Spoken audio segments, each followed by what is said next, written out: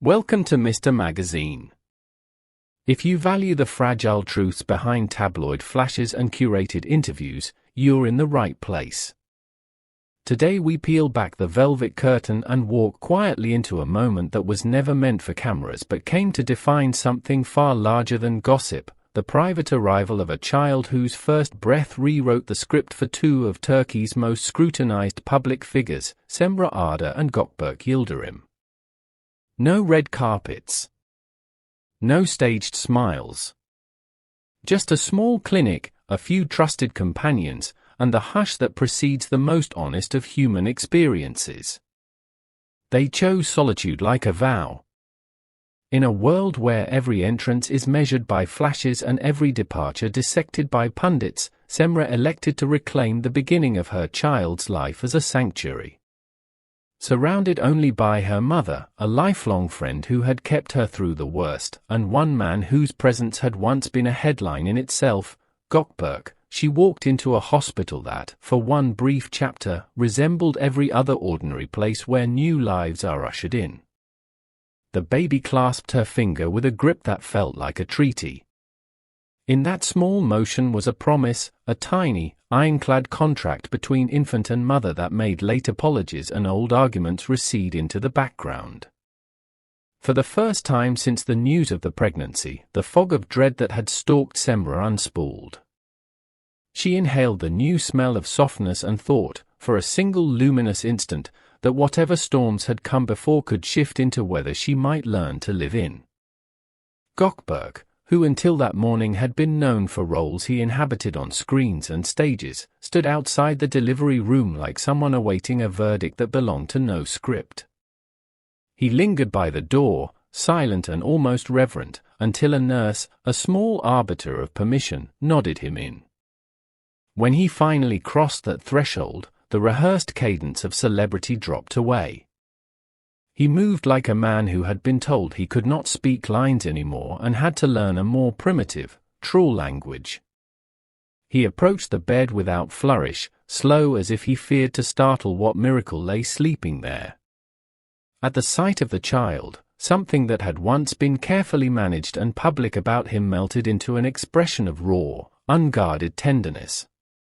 "She's perfect," Cemre said in a voice cracked by too much truth, and then, with a weary, amused softness, added, "It's real. There aren't two of us anymore. There are three." The sentence hovered in the room like a decree. It was at once map and promise. Outwardly, it was a family statement. Inwardly, it was a renaming of identity. 3 days of silence followed.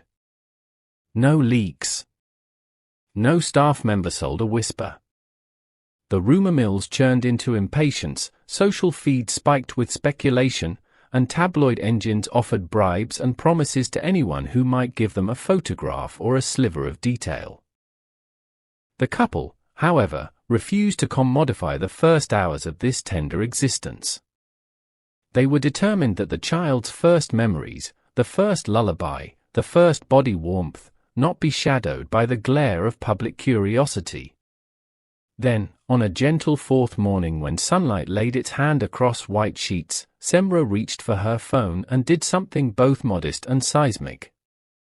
She took one photograph, no makeup, no stylist, no filters, only the true artifact of the moment, a sleeping infant tucked to her chest and the child's tiny hand holding an identity card.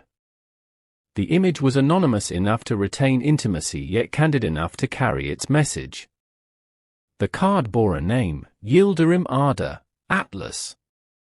Her caption was a whisper made public, "Welcome to the world, Atlas. May your name be strong, but your heart always be tender." And then came Gökberk's reply, a repost of the same image with a line so simple it leaked the last of the performative armor. "All my life I've acted," he wrote, "but for the first time. I am truly me. I am Atlas's father." Those words landed like a benediction. No carefully staged press release, no lawyer-approved statement, no celebrity-managed headline could have matched the gravity found in that short confession. With it, the spectacle of their romance, the catalogue of missteps and reconciliations, the gossip that had once shaped public perception became secondary to the immediate, undeniable reality of a child and two people trying, imperfectly and courageously, to give him a life. "I am not running away," she declared with a resolve that belied her fatigue. "I just brought life into the world.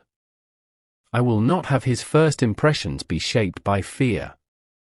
It was then, amid the mechanical clatter of a media storm, that Gökberk did what many expected him to do on screen but had not yet seen him do in life. He faced the press with a clarity that made the cameras feel like intruders in a kind of moral wrong.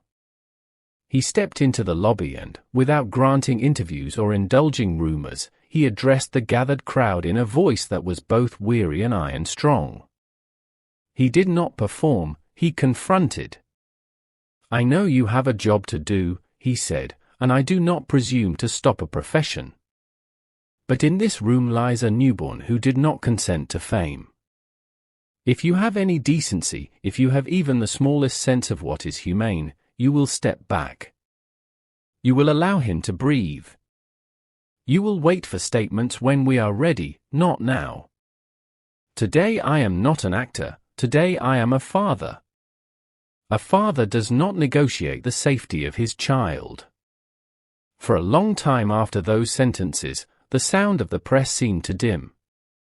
Some camera lenses dipped, faces looked away, and the frenetic energy that had seemed unstoppable sagged under the weight of that plea.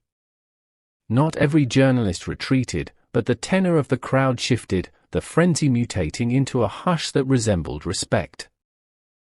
When he returned to the room, there was no grand entrance, no final act of redemption.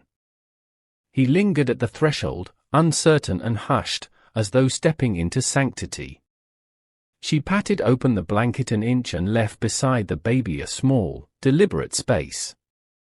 The invitation was a quiet confession of renewed trust.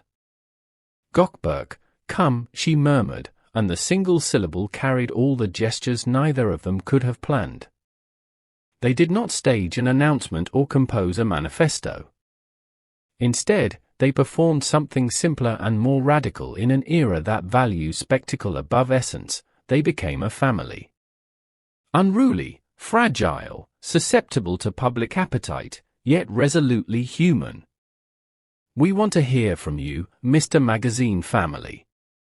Do you believe this is the start of a new chapter for Cemre and Gökberk, or a temporary pause in a long-running narrative? Which public figures would you like us to follow more delicately, with respect for life beyond headlines? Tell us in the comments below. Your voice shapes how we cover these stories, compassionately, honestly, and without cheap spectacle. If this story moved you even a little, please subscribe to Mr. Magazine, press the like button, and consider tapping join to support our work. When you subscribe, you help us keep telling the stories where humanity matters more than the next trending clip. Share this piece, leave your thoughts, and please, be part of a community that insists on dignity for the people behind the personas. In a world that devours the private to produce public narrative, there are rare exceptions when a private moment refuses to belong to anyone but those who lived it. Atlas's first cry was one of those exceptions. It forced a pause, forced a negotiation between hunger and restraint, and in doing so, reminded an entire audience that the truest declarations are sometimes the softest ones we make in rooms with the doors closed. Thank you for watching. Keep following Mr. Magazine for the stories that matter, not because they make noise, but because they reveal the quiet, stubborn truths that survive the glare. Stay with us, and if you'd like more intimate, responsibly told features like this, don't forget to subscribe, like, and join. Your presence keeps this kind of journalism alive.